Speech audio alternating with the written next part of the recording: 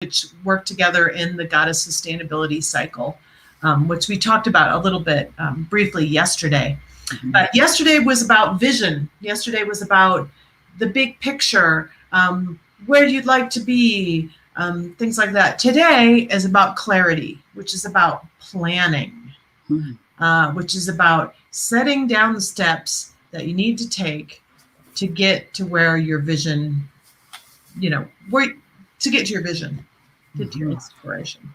So we were into, I see a little cat paw. Yes, he likes to join into the conversation. That's adorable. Okay, so we were going to talk about 3 things today. We were going to talk about goal setting. Oh, your microphone just went a little wonky. Oh, it's because I set my notes right on top. There you go. That's much, much better, much clearer. Thank you. We're going to talk about goal setting, why, we're going to talk how to set goals, and we're going to talk about committing to your goals and how to be gentle with yourself while committing to your goals, but actually committing to them as well. So the first thing we're going to talk about is goal setting. Lucy, why should we set goals? Well, setting goals, in particular, writing them down is a way that they do not just live up in the head, but they become actual tangible items. And a goal really has to do twofold.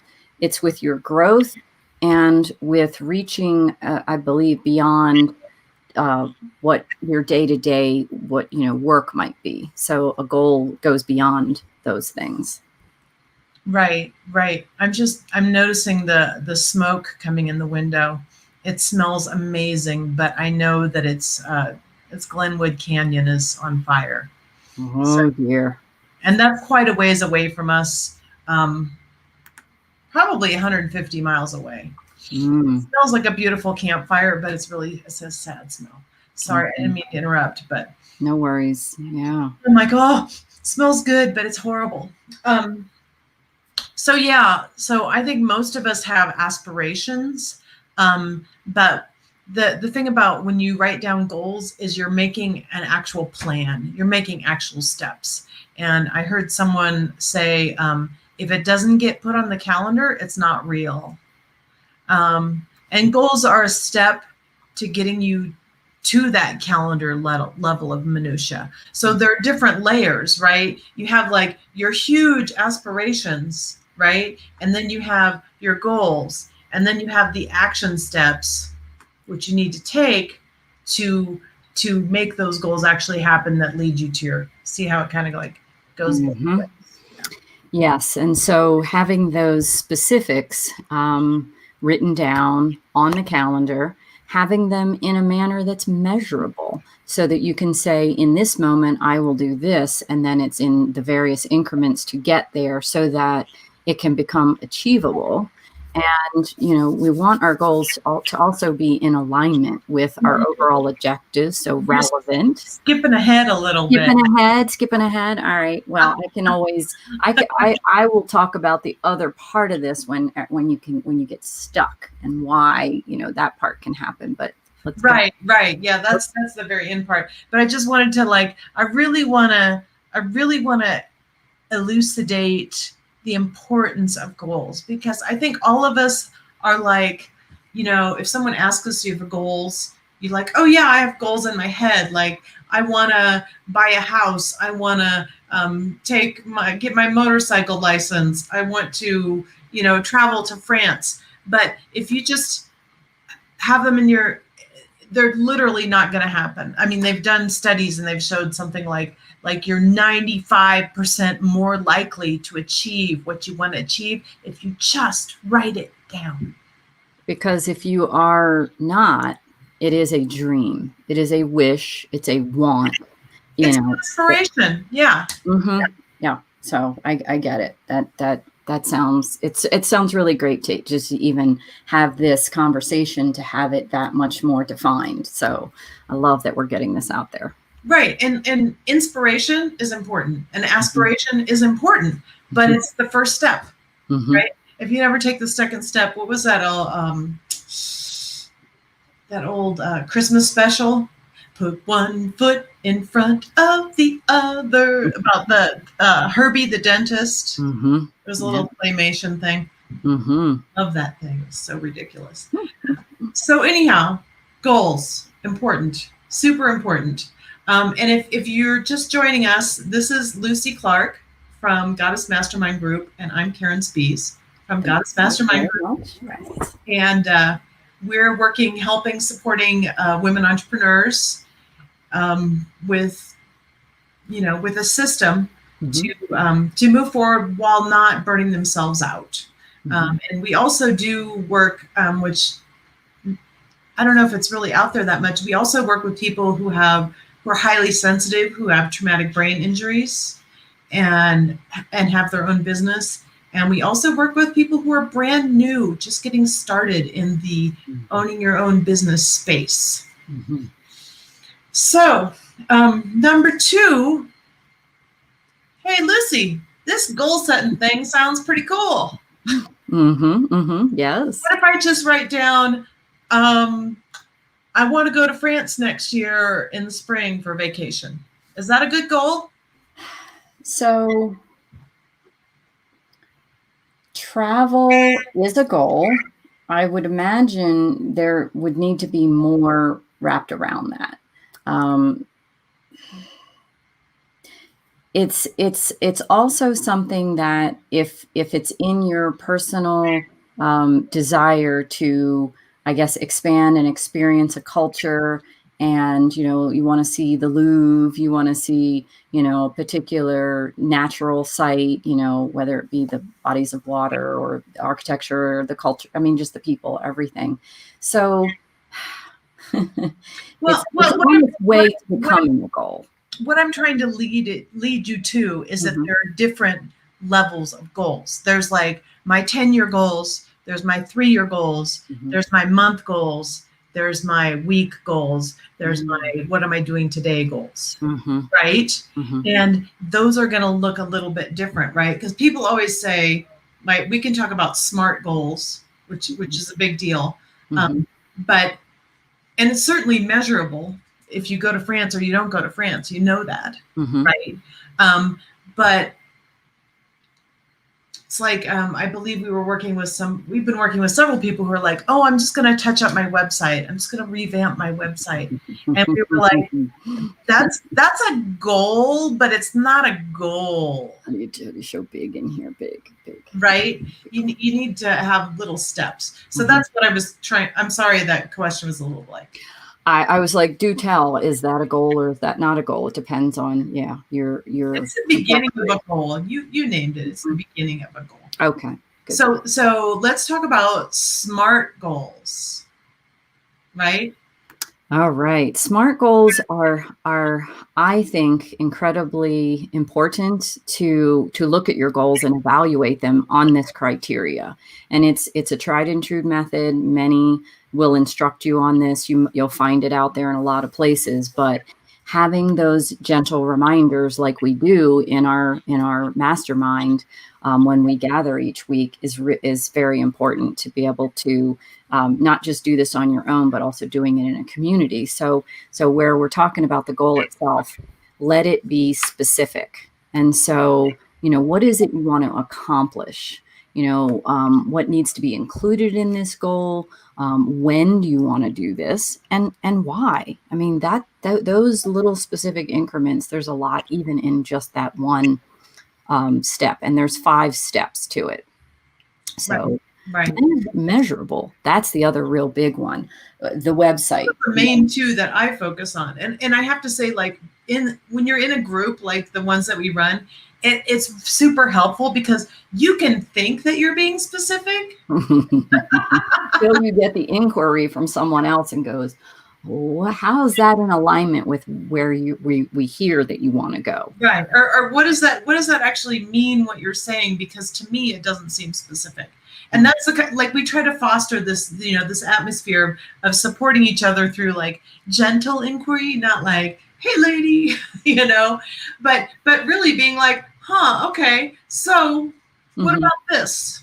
It's really about support, and it is a reminder of how is that fitting in with your bigger why, hearkening back to yesterday. So when you get specific, then you want to have it be measurable.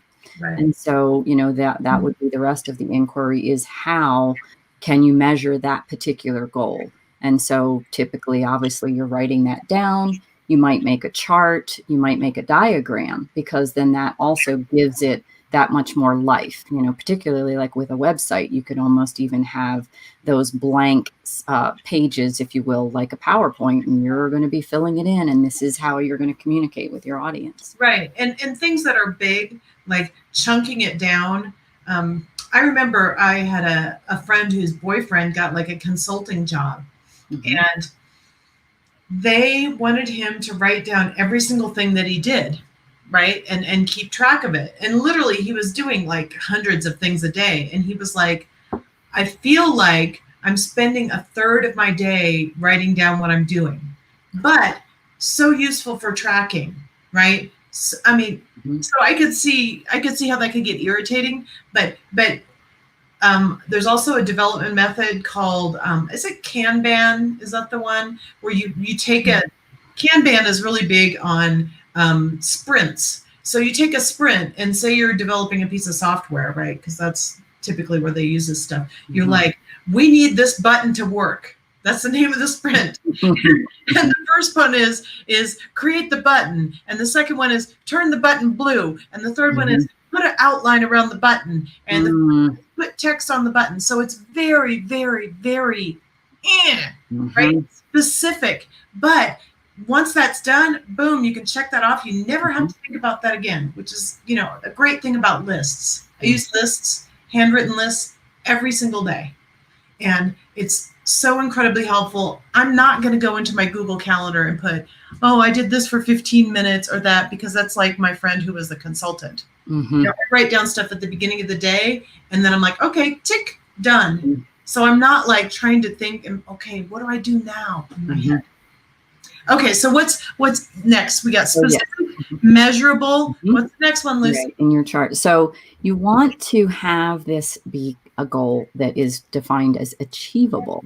So, is it something within, do you have the skills necessary to achieve this goal? If not, can you obtain them? It's sometimes that's the first part that you put down, go out and learn X, Y, and Z. And also in this achievement mode, what's the motivation for this goal? Do you have enough desire backing it to get you and push you through the momentum? Because goals can be any size and amount. So that amount of effort required to achieve the goal, what is that? How, this is where you get into those nuances. That's interesting, because I did not know it was achievable. I thought it was actionable, which goes to our tomorrow is action. Well, and that is, you can't do a goal without action. Right. And so that achievement portion of it does have to do with taking action in a way. I mean, it's, about the skill, it's, your motivation. So can't have a goal without action. So how would achievable be different than realistic? Well, that kind of gets a little bit into, I suppose. Yeah. Well, it does, because you may not realistically have that skill to achieve that goal, but you can put down that you can head out to like the Chamber of Commerce and get that skill to then achieve that goal. Talk to that person who's already, on alignment and, can mentor you along the way with that particular goal. I mean, there's a lot of different nuances with that. So I'm going to play devil's advocate. Wouldn't that be research? Not really. Oh, I guess that's research outside of the goal. Yeah. Okay. Yeah, I mean, whenever you set a goal, there's always going to be other components to it, and these questions that we're asking, getting specific about it, and who, and the when, and the what, and then measuring it, with diagrams and charts, and then the achievement part. I mean, really, it then dovetails right next into relevant. why am I setting this goal now? And is it in alignment with my overall objective? Kind of always coming back to that. So that really helps to bring this goal into this sort of SMART action. That's the R section of it. And then what's R again? Because I get all I really ever remember is specific and measurable. For me, that's yep, there you go. That's all right. Relevant. Why? Relevant. Why am I setting this goal, and is it in alignment? Yeah. So having that other aspect of the inquiry, looking at it, and then the T is for time bound. What is the deadline, and is it realistic? That's when that realistic part comes in. If you say you're going to work on your website and you end up breaking it down into, well, I'm going to work on my About Me page because that's the number one page that people look at. And that's the most formidable one because you're talking about me and or the company. That's your forward face. But yeah, you would say, all right, I'm going to do a rough draft and I'm going to spend an hour and then I'm going to come back and edit it and another hour. You can break it into those time, and then you can say, well, I probably can't even finish it realistically in a week. Let's give it another week because I'm going to have to sleep on it. I'm going to have to talk with some other colleagues, circle back around before it really can be wrapped up. So when you might say, oh, it's only 45 minutes to write that, there's a bit more involved. Right. So that brings me to our third point.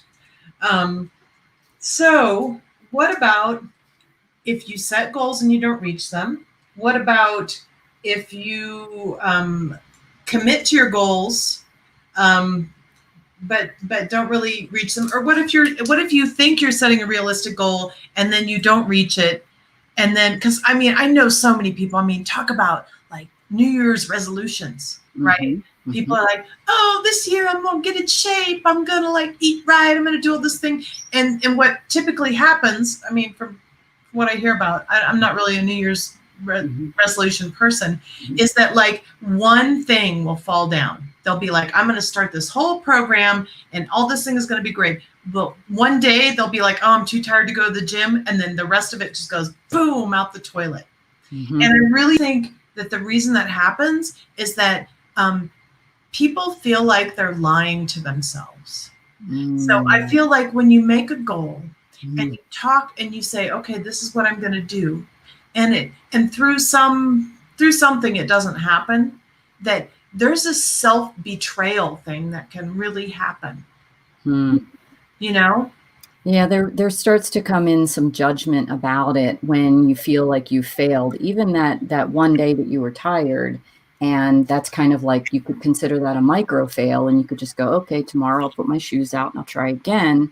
And I'm going to work on having that energy. So I'm going to make sure I get more sleep. But you're not necessarily going to do that unless you have that burning, let's say, desire to achieve this goal. And so it's kind of like we talk about having the steam behind the goal, but then you need a little bit of leverage with yourself. You need to have that pain point. I can't get up the stairs. I need to lose this extra weight. I can't be winded every time, I want to, walk from this part of the parking lot to the next. Whatever all those things are, that's the rest of it that kind of needs to be written down. Once you get stuck, you kind of go, oh, well, fine. All right. So what? I got stuck. Now what? And start kind of coming up with those answers.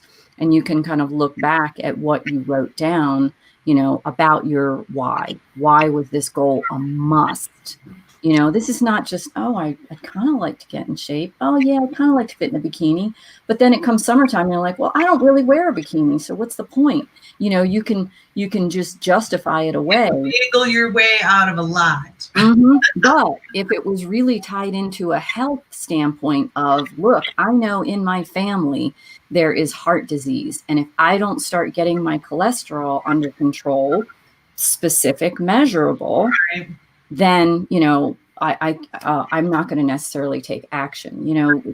Beauty is one thing, you want your body to be svelte, but it's really also more about how you carry yourself. That's that health alignment, Right. And one thing I really want to mention here is that one of the one of the main things that we focus on in our mastermind group is self-care and taking good care of yourself. And that means using words like Lucy just used, which is something you never hear, which was a micro fail, right? Mhm. If you put that in your vocabulary, that you can be kind with yourself, that it's not like, I see so many of these like self-improvement guru guys who are like, go, go, go, no matter what it takes. And like, we have a lot of like extreme athletes here in Colorado.